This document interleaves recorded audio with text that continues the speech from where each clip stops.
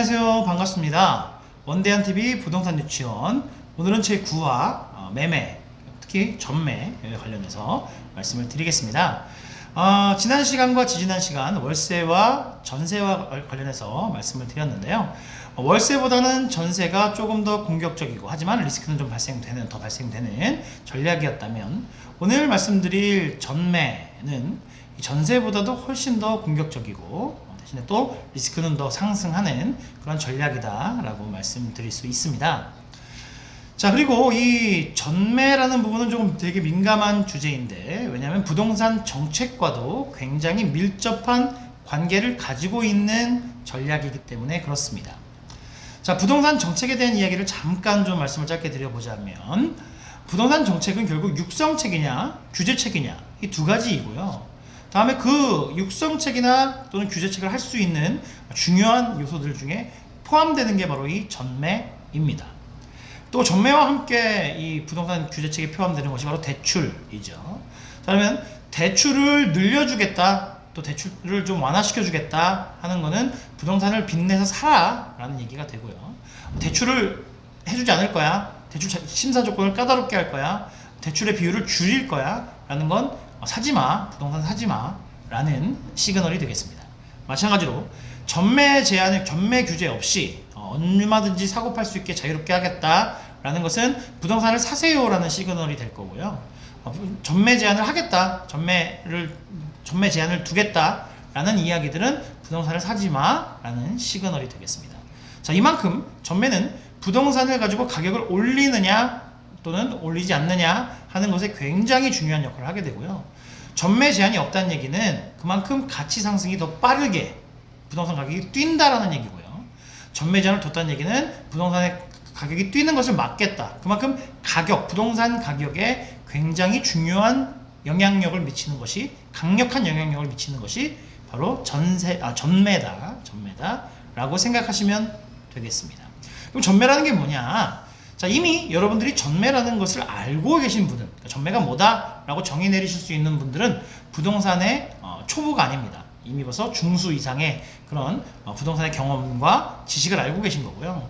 전매 처음 들어보는데, 전매 잘 모르겠는데 하시는 분들은 부동산 초보가 맞으세요. 자, 그만큼 부동산에서 중요한 역할이 전매다라고 보시면 되겠습니다. 자, 말 그대로 보면 전매라는 건 사전에 매매한다, 미리 매매한다 라고 생각하시면 되겠는데, 그 사전이 뭐냐, 그 기준점이 뭐냐면 바로 준공이 떨어지고 입주하는 입주 시기, 그러니까 등기가 발생되는 그 입주 전에 파는 것이 전매라고 보시면 되겠습니다. 그런데 요즘 보면 전매 제한이 8년 이렇게 되잖아요. 이런 건 입주를 하더라도 그 이후까지도 제한을 둬서 팔 수 없게, 거래를 할 수 없게 만든다 라고 보시면 되겠습니다. 도대체 전매라는 놈이 뭐길래 이렇게 부동산 가격을 크게 상승시키는 요인이 되느냐? 자, 예를 들어 2억짜리 물건에 여러분들이 투자를 하셨다라고 생각을 해보실게요.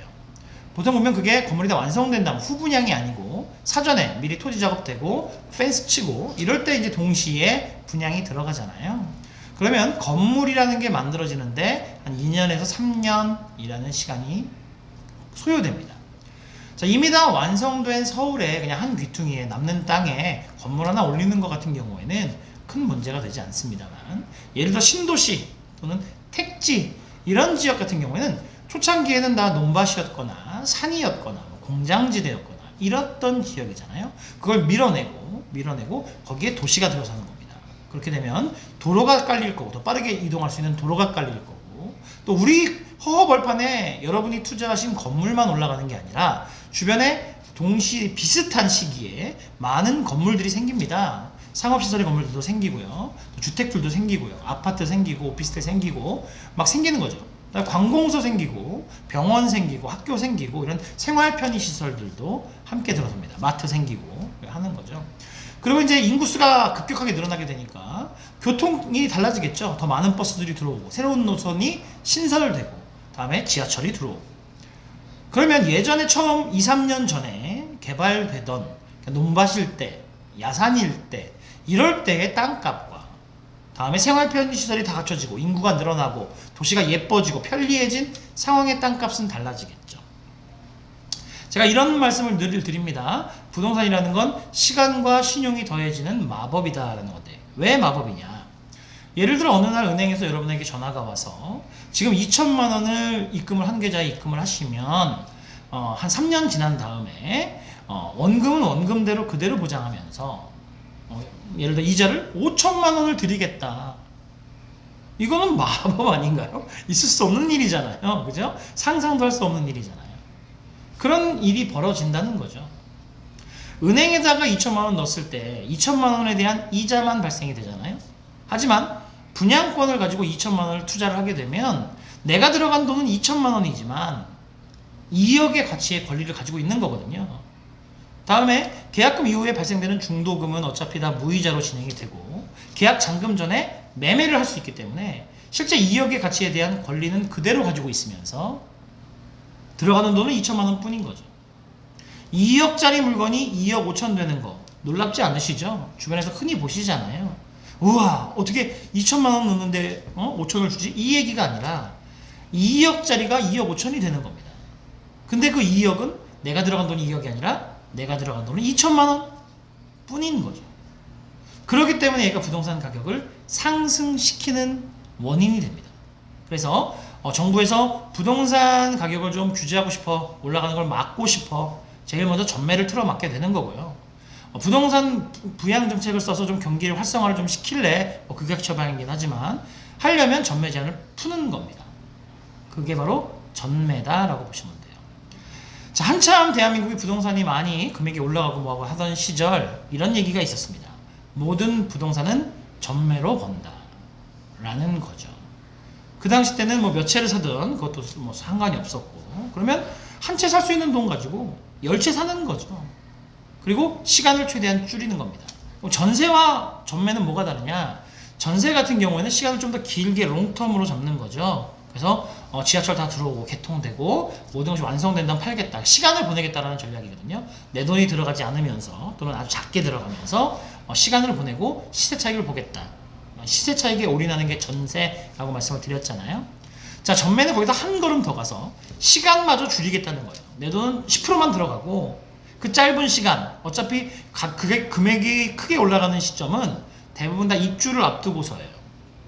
여러분들 그 신도시 만들어지는 데를 가보시면 아시겠지만 건물들이 여기저기 막 다 올라갑니다. 그리고 나서 이제 그 안전망, 그 망을 치우고 다음에 그 건물이 만들어질 때 세워졌던 철골 구조물들 다 치워내잖아요.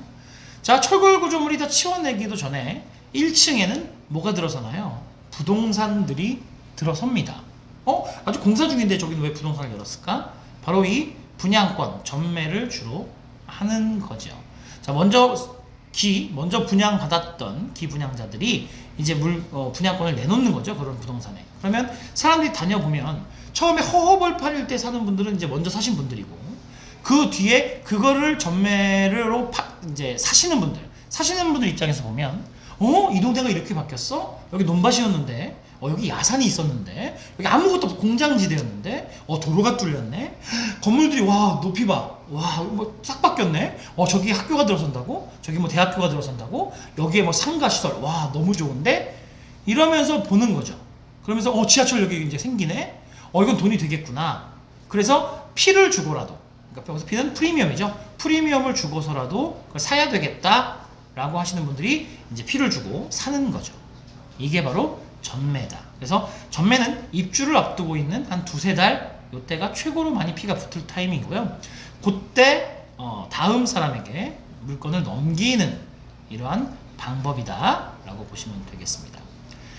자, 우리 부동산 유치원 이제 뭐 중반부까지 오고 있는데요. 제가 다른 그런 영상들, 부동산 관련된 유튜브 영상들과 차이점이 있다면 뭐냐면, 대한민국 전체의 집값이 올라갈 것이냐 내려갈 것이냐, 이런 부동산에 대한 경기 흐름, 또는 수도권의 집값이 올라갈 것이냐 내려갈 것이냐, 이런 거에 대한 흐름들, 이런 것들을 말씀드리고 있는 게 아닙니다. 제가 이 공식 하나하나들을 저번에 여러분들께 쉽게 설명드리고 하나하나 풀어서 설명드리는 이유는, 모든 집값이 상승할 때도 반드시 상승하지 못하거나 오히려 가격이 빠지는 물건 존재하고요. 다음에 모든 부동산이 가치가 떨어진다 하더라도 반드시 가격이 유지되거나 크게 올라가는 물건은 존재합니다. 여러분들이 대한민국의 부동산의 전체를 보고서 그걸 사고 팔고 하는 게 아니라 결국 여러분들이 사고 파실 때는 물건 한두 개 사시는 거거든요. 그러려면 언제든지 여러분들이 좋은 물건을 골라낼 수 있는 눈, 이거를 알려드리기 위해서 말씀드리고 있는 겁니다. 전매도 마찬가지예요. 얼마 전 뉴스에 8월부터는 서울과 수도권을 비롯해서 지방 광역시까지도 전매 제한을 전부 다 두겠다라는 강력한 조치가 나왔습니다만, 이 전매, 그렇다면 아예 전매의 방법은 끝났느냐? 물론 아파트는 이제 어렵다라고 봅니다. 하지만 여러분들이 투자라면 또 굳이 집 외에도 부동산의 범위는 되게 광범위하거든요. 이럴 때 이 좋은 전매 방법을 가지고, 물론 이건 정확한 분석과 될 수 있는 물건들을 찾아야 되겠지만, 이 전매 방법 또한 아직 유효하다라는 거거든요. 그리고 투자의 길은 아직도 많다, 넓다, 끝나지 않는다, 다양한 방법이 있다라는 것들을 말씀드리면서 오늘 시간 마무리하겠습니다. 지금까지 원대한TV의 원대한이었고요. 끝까지 시청해주신 여러분 감사드립니다. 감사합니다.